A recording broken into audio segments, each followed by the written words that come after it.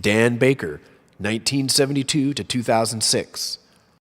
Dan started his teaching career in 1972 at Rockwood Middle School as a science teacher and coach of 3 sports: football, wrestling, and baseball.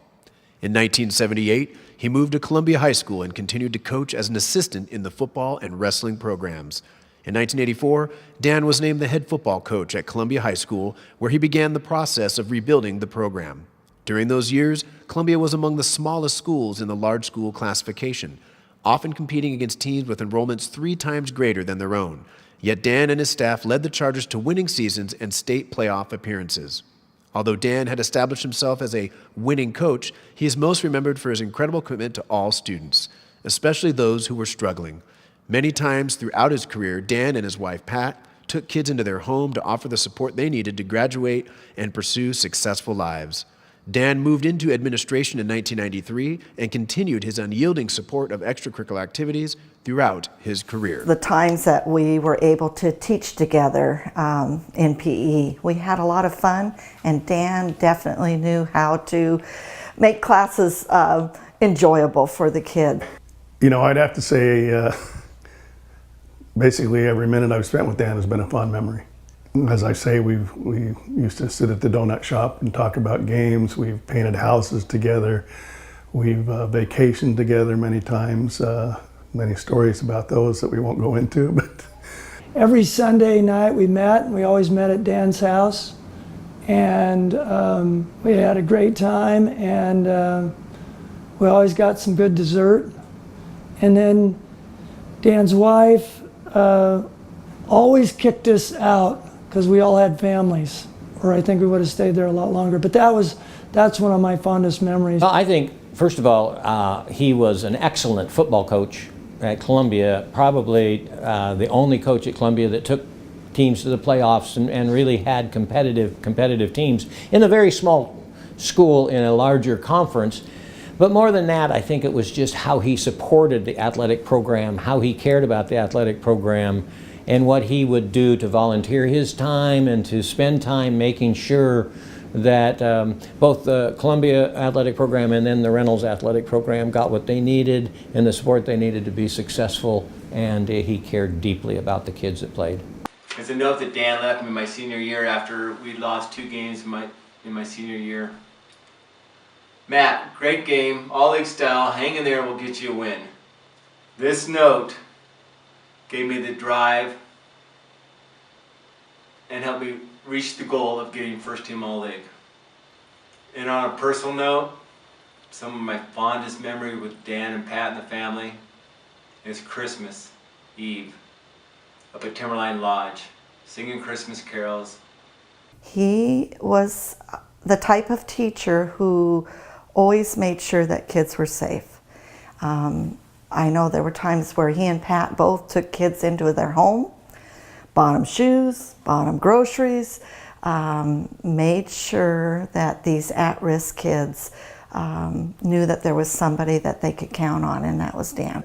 luckily he never coached golf, although he's given me some lessons a few times, but he's had very limited success with that.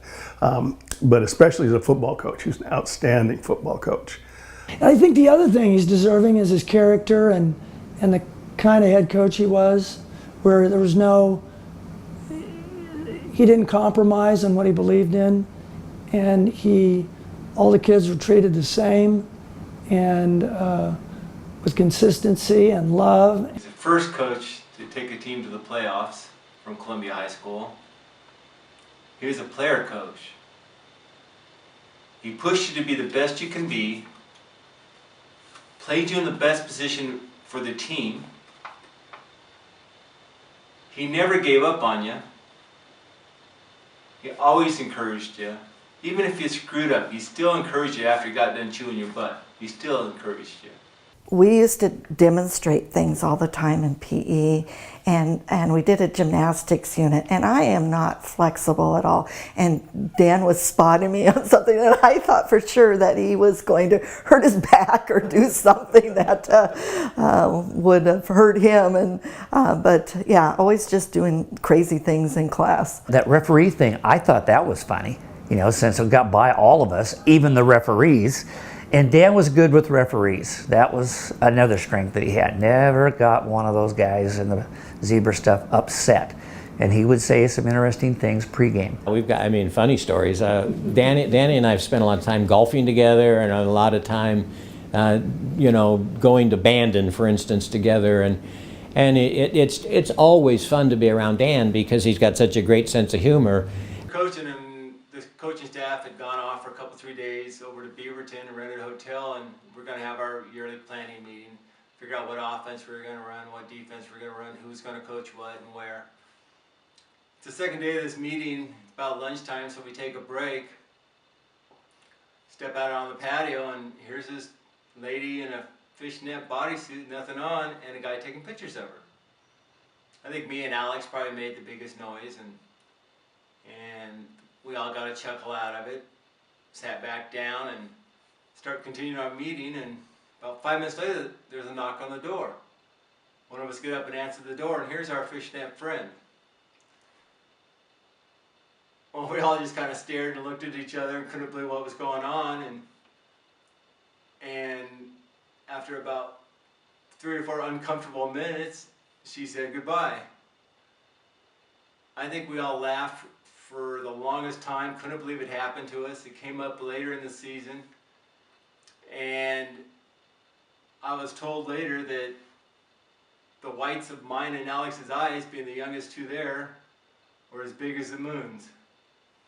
We started out 0-6, but then we won the last 3.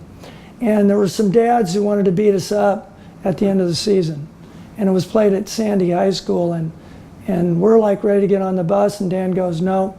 And so we stood out in the middle of Sandy, and we won the game, and we stood out, the 3 assistant coaches and Dan, waiting for the dads. And they never showed, so. There could not be a better friend than Dan Baker. He is just an outstanding person, a great coach, a greater human being. You've been a part of my life for the past 40 years, I hope for another 40, and I love you dearly. I would like to say that he's an inspiration to me. He's an inspiration in the way he's led his life. He was an inspiration in the way he handled kids and cared about kids. And I don't know, I didn't care if it was in a role of a teacher, an associate principal, a coach, a principal. Anything he did, kids were the thing that mattered most. If I were a parent and had a son or a daughter in this district, and I heard about Dan and what he's done, and then I met him, I'd feel totally comfortable having my kid play for him. It's just the right atmosphere. I would like to say to Dan that he always had a heart of gold, and that his what he did, what he modeled, were lessons that I definitely learned, and hopefully it made me a better teacher, and just was so happy to have had that opportunity to work with him. So Dan, thank you very much for being so kind and nurturing me into the person that I am today. Coach, Dan,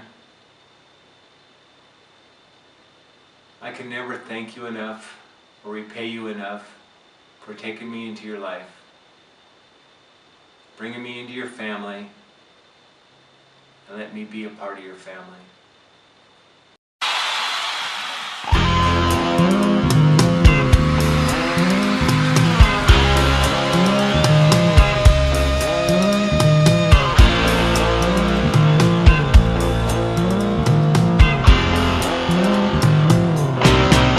One of these nights, one of these crazy old nights, we're gonna find out pretty mama